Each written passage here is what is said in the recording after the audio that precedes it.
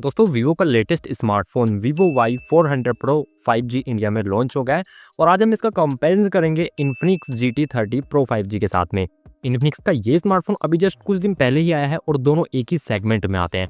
देखेंगे किसके अंदर अच्छे स्पेक्स हैं और कौन सा फ़ोन लेना आपके लिए वर्थ इट हो सकता है। तो हेलो दोस्तों, मेरा नाम है रोहित, स्वागत है आप सभी का एक और लेटेस्ट टेक वीडियो में।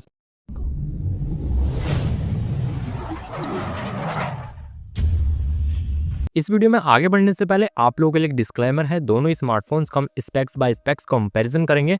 ऑन द पेपर जो ब्रांड स्पेक्स देते हैं उसके अकॉर्डिंग हम देखेंगे कौन सा फ़ोन आप परचेज कर सकते हैं, लेकिन जब भी स्मार्टफोन परचेज करना होगा तो वो डिसीजन आप लोगों का होगा, क्योंकि ये कोई स्पॉन्सर वीडियो बिल्कुल भी नहीं है। स्टार्टिंग करते हैं दोनों ही स्मार्टफोन्स के इनबॉक्स आइटम से। दोनों ही स्मार्टफोन के बॉक्सेस में आपको हेडसेट मिलता है, अडेप्टर मिलता है, USB केबल मिलती है, सिम इंजेक्टर टूल मिलता है, फ़ोन केस मिलता है और कुछ यूज़र मैनुअल देखने के लिए मिल जाता है। यानी कि दोनों ही स्मार्टफोन के बॉक्सेस में आपको प्रॉपर एसेसरीज दी जा रही है। और अब बात करते हैं दोनों स्मार्टफोन के डिस्प्ले के बारे में। सबसे पहले इन्फिनिक्स की बात करेंगे। इसमें आपको 6.78 इंचेस की 1.5 के रेजोल्यूशन वाली एक फ्लैट एमोलेड डिस्प्ले देखने के लिए मिल जाती है। इसके अंदर आपको 144 हर्ट्ज का रिफ्रेश रेट मिलता है, 4500 नीट्स की पीक ब्राइटनेस है और इसी के साथ में गोरिल्ला ग्लास 7i का प्रोटेक्शन मिलता है।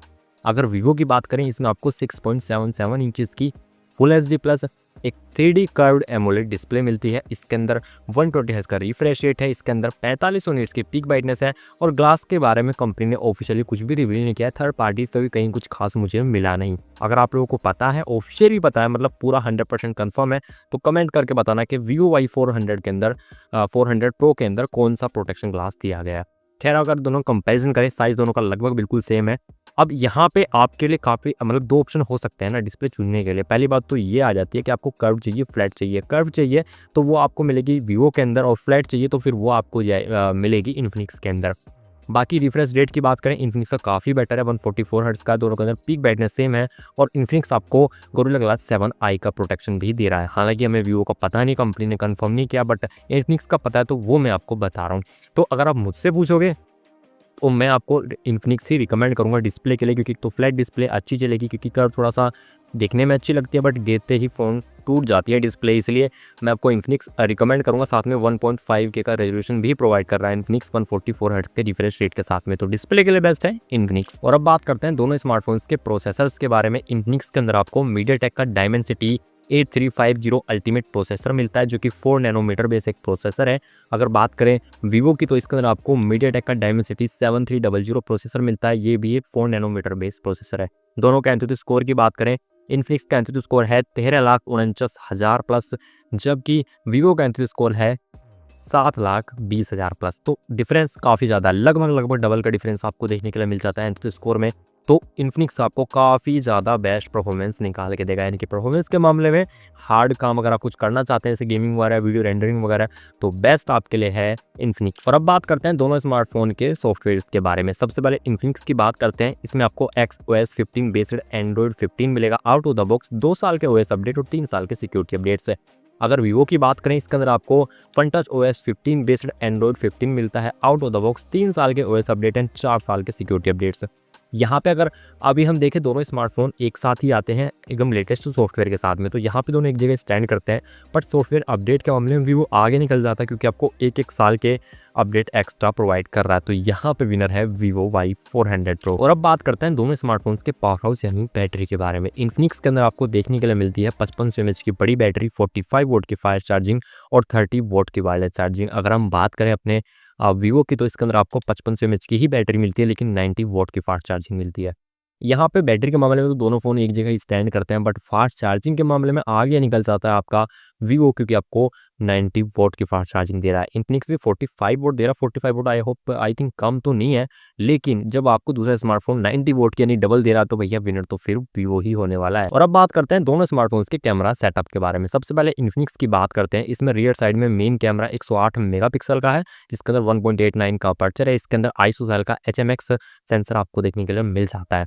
दूसरा कैमरा 8 मेगापिक्सल का अल्ट्रा वाइड है। फ्रंट में सेल्फी के लिए 13 मेगापिक्सल कैमरा दिया गया 2.45 के अपर्चर के साथ में। बात करें वीवो की, तो इसके अंदर रियर साइड में मेन कैमरा 50 मेगापिक्सल का है। सोनी के IMX 882 सेंसर के साथ में आता है। 1.79 का अपर्चर है विद OIS आता है। इसके अंदर सेकेंडरी कैमरा 8 मेगापिक्सल का अल्ट्रा वाइड एंगल कैमरा है और इसके अंदर फ्रंट में सेल्फी के लिए 32 मेगापिक्सल कैमरा दिया गया है जो कि आता है 2.4 के अपर्चर के साथ में। दोनों की वीडियो रिकॉर्डिंग्स की बात करें तो इन्फिनिक्स के रियर साइड से 4K 60 FPS में आप शूट कर सकते हैं, फ्रंट से 4K 30 FPS में शूट कर सकते हैं, जबकि वीवो के रियर एंड फ्रंट दोनों साइड से आप 4K 30 FPS में ही शूट कर पाएंगे। देखिए दोस्तों, कैमरा सेटअप में एक बात बताऊं, यहाँ पे कैमरा सेटअप अगर मैं देखूं भाई तो थोड़ा सा अटपटा सीन है, क्योंकि रियर कैमरा इसमें बढ़िया है, फ्रंट इसमें बढ़िया है। लेकिन मैं आपको रिकमेंड यही करूँगा कि अगर आपको कैमरा चाहिए अच्छा तो आप लोग वीवो की तरफ थोड़ा सा जा सकते हैं, क्योंकि वहाँ पे सेल्फी भी थोड़ा बेटर मिल जाता है। सेल्फी के ज़्यादा शौकीन है ना अगर आप लोग, तो मैं आपको वीवो की तरफ जाने के लिए कह दूँगा कि वीवो की तरफ आप जा सकते हैं। थोड़े अच्छे क्वालिटीज़ के फोटोज़ आपको सेल्फी वगैरह में भी निकाल के दे देगा। ऐसा नहीं है कि इन्फिनिक्स के अंदर कैमरा बेकार है, बिल्कुल ही नहीं, डिसेंट फोटो देगा, बट थोड़ा सा बेटर चाहिए तो आप वीवो की तरफ जा सकते हैं। और इसका पूरा अभी लास्ट में बताऊंगा मैं कैसा क्यों कह रहा हूँ। तो यहाँ पे मैं आपको वीवो रिकमेंड करूंगा, बट अगर ज़्यादा जानकारी चाहिए आपको भाई, ज़्यादा ही डिटेल में ही जानना है, तो यूट्यूब पे जाके सर्च कर लीजिए। यूट्यूबर्स फोटोज़ एंड वीडियोस दिखा देते हैं, थोड़ा सा आइडिया वहाँ से लग जाएगा आपको। कंफर्म पता नहीं चलता वहाँ से, क्योंकि उनकी लाइटिंग कंडीशंस अलग होती है जहाँ फोटोज़ वीडियोस कैप्चर करते हैं अपनी, ठीक है। और उसके बाद में फिर वो आपको जब दिखाते हैं तो थोड़ी बहुत वीडियो एडिटिंग वगैरह होती हैं, चीज़ें होती हैं, तो वहाँ पर थोड़ी बहुत मॉडिफिकेशन हो जाती है चीज़ों में, बट एक आइडिया लग जाएगा। लेकिन अगर मेरी मानोगे तो मैं आपसे यही कहूँगा कि अगर आपको थोड़ा सा बेटर कैमरा चाहिए तो वीवो की तरफ जा सकते हैं। और अब बात करते हैं दोनों स्मार्टफोन्स के कुछ अदर स्पेसिफिकेशंस के बारे में। सबसे पहले इन्फिनिक्स की बात करेंगे। इसके अंदर 188 ग्राम वेट मिलता है, IP64 की रेटिंग मिलती है, स्टीरियो स्पीकर्स मिलते हैं, NFC मिलती है, 3.5mm का जैक आपको देखने के लिए नहीं मिलता। इसके अंदर आप डबल सिम लगा सकते हैं, माइक्रो SD कार्ड नहीं लगा सकते। इसके अंदर आप लोगों को LPDDR5X की रैम मिलती है, जिसके अंदर आपको मिलेगा UFS 4.0 का स्टोरेज। अगर वहीं पे बात करें अपने दूसरे स्मार्टफोन वीवो की, तो इसके अंदर 182 ग्राम वेट है, IP65 की रेटिंग है, स्टीरियो स्पीकर्स मिल जाएंगे, 3.5mm का जैक नहीं मिलेगा, डबल सिम इसमें भी लगा सकते हैं, इसमें भी SD कार्ड नहीं लगा सकते। इसके अंदर भी आपको NFC देखने के लिए नहीं मिलेगी, मतलब इसके अंदर NFC नहीं है, इन्फिनिक्स के अंदर NFC है। और इसके अंदर आपको LPDDR4X रैम मिलती है, UFS 3.1 का स्टोरेज मिलता है। यहाँ पे भी काफ़ी सारी चीज़ के अंदर आगे निकल जाता है आपका इन्फिनिक्स, जैसे कि रैम टाइप ले लें, काफ़ी ज़्यादा फास्ट है, और UFS स्टोरेज 4.0 का मिलता है। इसी के साथ में NFC भी मिल जाती है। और अगर हम बात करें एक चीज़ की जो कि IP रेटिंग की, तो यहाँ पे इन्फिनिक्स IP64 दे रहा है, वो IP65 दे रहा है, हालांकि वाटरप्रूफ तो कोई सा भी नहीं है। सो गाइस, मैंने आपको दोनों स्मार्टफोन्स का स्पेक्स बाय स्पेक्स कंपैरिजन करके बताया है। अभी बात करते हैं वेरिएंट्स की एंड प्राइस की, लास्ट में बात करेंगे ले कौन सा। सबसे पहले बात करेंगे इन्फिनिक्स की। इसमें बेस वेरिएंट मिलेगा आपको 8256 का, जिसका प्राइस है 24,999 रुपये। दूसरा वेरिएंट 12256 का है, जिसका प्राइस आपको देखने के लिए मिलेगा 26,999 रुपये। बात करें अपने वीवो की, इसमें बेस वेरिएंट 8128 का है, जिसका प्राइस है 24,999 रुपये।